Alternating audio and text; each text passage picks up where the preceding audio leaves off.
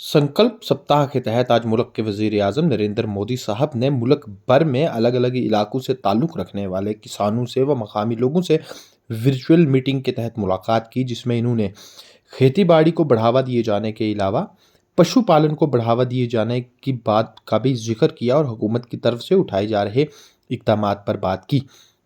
इसी प्रोग्राम के दौरान पुंछ ज़िला के मनकोट सरहदी ब्लॉक से ताल्लुक़ रखने वाले गुजर बकरवाल व पहाड़ी तबका के लोगों ने भी वर्चुअल मीट के जरिए वज़ीर-ए-आज़म नरेंद्र मोदी साहब से मुलाकात की। इस मुलाकात के दौरान वज़ीर-ए-आज़म नरेंद्र मोदी ने ब्लॉक मनकोट से ताल्लुक़ रखने वाले मकामी लोगों व ख़ास करके किसानों की परेशानियों को सुना, जिस मौका पर ब्लॉक एनिमल हस्बेंड्री ऑफिसर ने इस इलाका में किसानों को पशुपालन में दरपेश मसाइल के बारे में भी बात की। मंत्री जी, अब जम्मू कश्मीर के पुंछ जिले के मनकोट ब्लॉक से डॉक्टर साजिद अहमद हमारे साथ जुड़े हुए हैं। वे एनिमल हस्बेंड्री विभाग में ब्लॉक इंचार्ज हैं। डॉक्टर बताइए। सलाम और आदाब सर, आपसे मुखातिब होकर बेहद खुशी हुई मुझे। क्या शुभ नाम डॉक्टर आपका?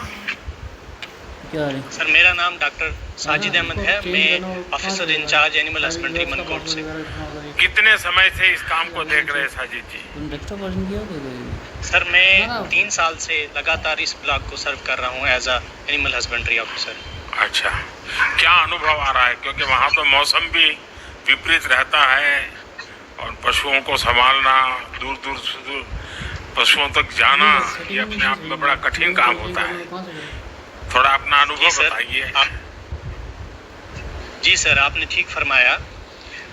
जैसा कि आप जानते हैं कि हमारा ब्लॉक मनकोट देश के उत्तर पश्चिम इलाके में LOC पे है और मेरे ठीक पीछे जो पहाड़ी आप देख पा रहे हैं, ये LOC की ही पहाड़ी है।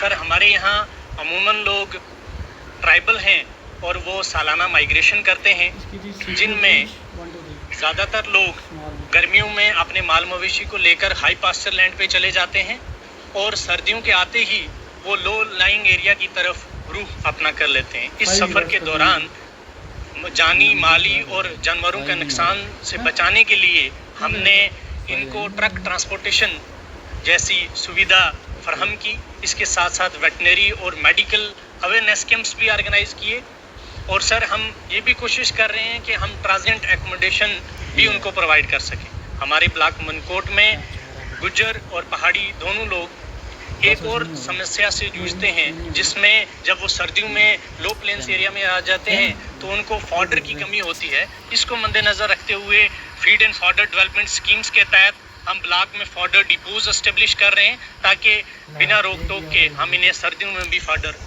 प्रोवाइड और फराहम कर पाएँ।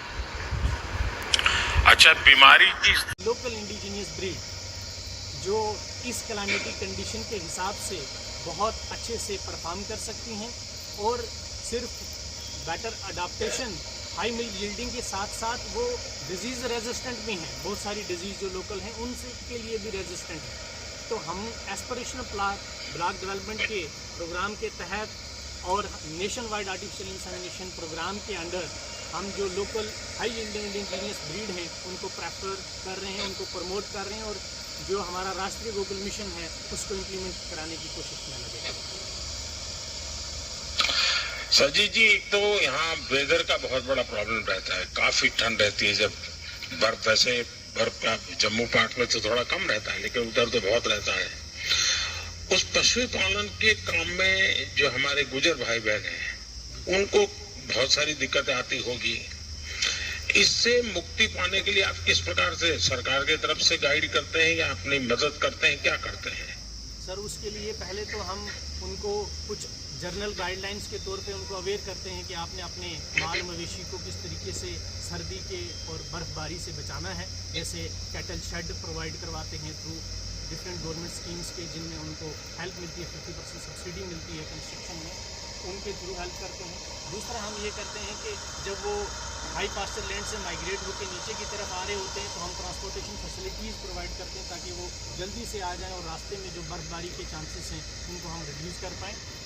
और इसके साथ साथ हम उनको जो फॉडर डिपोज एस्टेब्लिश करा के जो सर्दियों में घास की कमी की वजह से जानवर में डेफिशिएंसी प्रॉब्लम ना आए, उनको टैकल करने के लिए हम फॉडर डिफ्यूज़ की हेल्प से उन्हें फॉडर्स प्रोवाइड करते हैं। हमारे देश में एक कोविड वैक्सीन को लेकर के तो देश को पता है कि देश में 200 करोड़ से ज्यादा मुफ्त वैक्सीन के डोज दिए गए हैं, लेकिन बहुत कम लोगों को मालूम है कि हमारे देश में पशुओं के लिए फूट एंड माउथ जो डिसीज है उसके लिए मुफ्त में एक बहुत बड़ा वैक्सीनेशन का अभियान चल रहा है और पशु के लिए ये बहुत अनिवार्य भी है।